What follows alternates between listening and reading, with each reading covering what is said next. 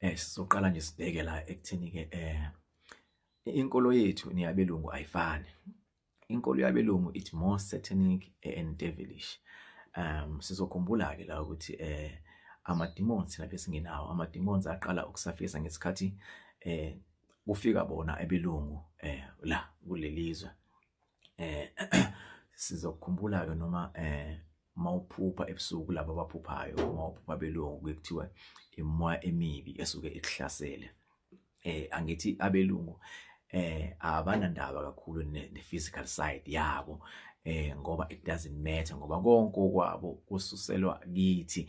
Ithina esabunjwa ngomhlabathi, ithina esirecognizewa imvelo, esirecognizewa umama umhlaba nobaba umhlaba oyilanga. Ingakho ke emalisuke liphumile ilanga abelungu libashisa ngoba abasiyo bona inzalo yelanga. Lokho okwenza ukuthi ke bangayithandisisi indaba abadaleka ngayo bona.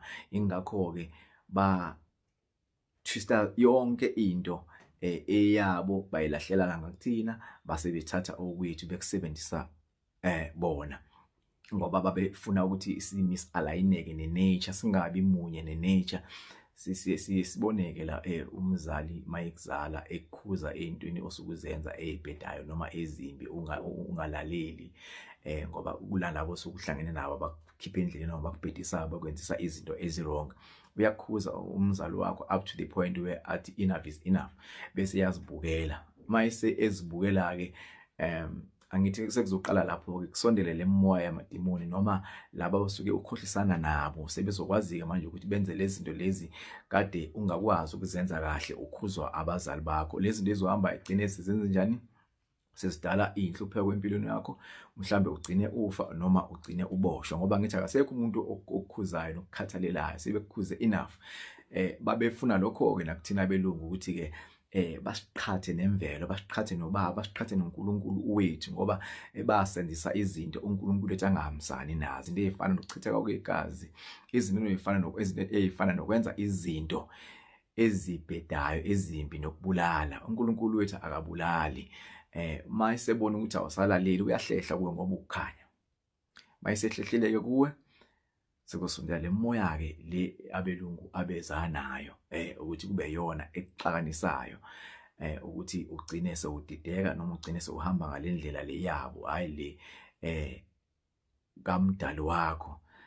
So ke lana ke kanjalo ke nale nto yokuthi abantu mabehamba emhlabeni bashiswe ngomlilo.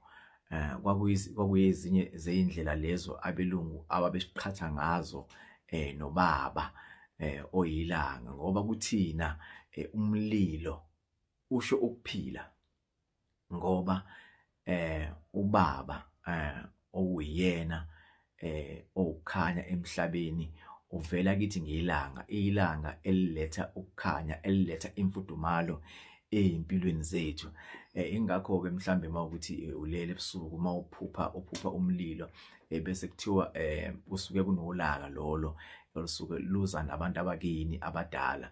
Lolu ulaka ke lolo lusuke kuulaka okusuke kukhonyiswa ngalo ukuthi kunezinto osugeja kuzona ekumele uyilungise. Ulaka olusuke luza lolu noNkulunkulu osuke ehambisana namakhehla. uNkulunkulu angithi ukuxhumana kakhulu namakhehla, ngoba uNkulunkulu usuke ethume wona amakhehla ukuthi kube wona azofundisa imfundiso zakhe nemithetho ekumele ilandelwa abantu abasuke besemhlabeni. So uNkulunkulu uxhumana kakhulu nabantu besilisa ngoba he's more masculine, hayi ukuthi ifeminine ayikho kuye, uhlanganiswa both imasculine nefeminine.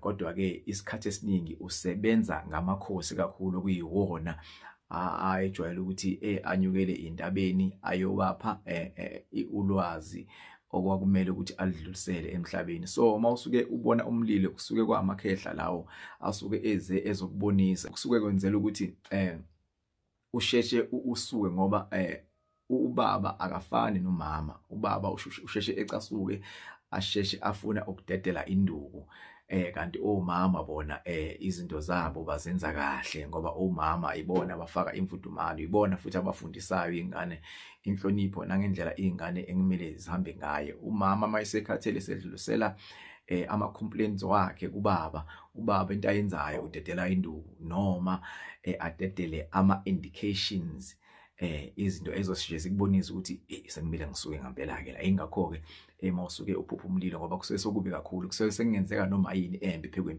yakho, kusuke kushuthi sekuyi last warning ukuthi hey phuma la ngoba la uzosha la mawungena la angeke ubuye. So ke lokho ke okwenza ukuthi ke umlilo kithi ungabi lento abelungu abasitshela ukuthi uyiyona. Umlilo kuthina okuphila cabanga ke sewushisa umuntu wakini ngomlilo. Lo mlilo lo okumele ngabe uletha ukuphila empilweni yakho. Angithi uyabona lapho ukuthi usuyiqhathe nabantu bakini, usungenise imimoya engalungile emoyeni yakini, waletha ulaka kusuka le emuva emakhehleni kuze kufake yena omkhulu uNkulunkulu ukuthi kuzoba nzima kanjani ukuthi uxoleleke lapho. Kushuthi usukufaka izinkinga emndenini wakho, kwenza engathi njengoba athi uNkulunkulu abantu bokuqala oNkulunkulu bethu bokuqala emhlabeni abazali bethu, kushuthi abantu oNkulunkulu benu abazali bethu bahlulekile ukukufaka endleleni. Kushuthi ngendlela osukwenze ngayo usuke uqhathe abantu abadala bakini ngoba ngaphambi kwamehlo kaNkulunkulu usuke uhlulekile ukulandela imigomo asuke eyibekile ngabazali bakhe kutheni uyilalele bese uyayilandelela.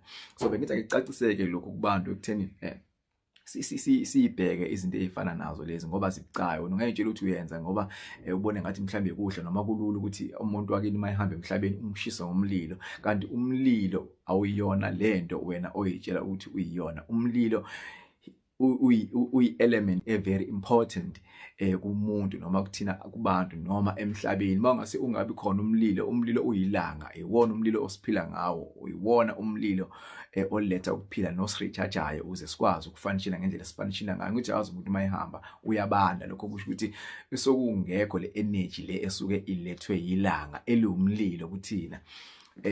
So bengithi ke angikuveze lokuthi abantu mabenza izinto bayibheke ngoba into abaphinde bayenza belungu ukuthi singayicabangeli thina ngaso sonke isikhathi imakhona izinto singayiboni kahle. Kumele sibheke ngapha nangapha siyobheka komaGoogle, kanti yonke into uNkulunkulu wethu wayifaka la emqondweni wethu. You have to push yourself ukuthi ucabange ngoba ilapho impendulo noma la ungaboni khona kahle ezobuya khona ngoba uNkulunkulu uxhumana nathi ngomoya. Umama mayisikhulisa usikhulisa ngokucabanga. We have to meditate uzokwazi ukuthi izinto osuke ungayiboni kahle mawunemibuzo engenazo impendulo. We have to pray kulezo zinto lezo kanjalo uzokwazi ukuxhumana nengelosi, uzokwazi ukuxhumana nomama nobaba, uzokwazi ukuxhumana nama-guides wakho azokwazi ukuguide kahle ukuthi okay nayo indlela okumele uhambe ngayo. Bengithi ngikuvezeke lokho, ngicabanga ukuthi ke khona lapho okuzosiza khona. Inkosi inibusise.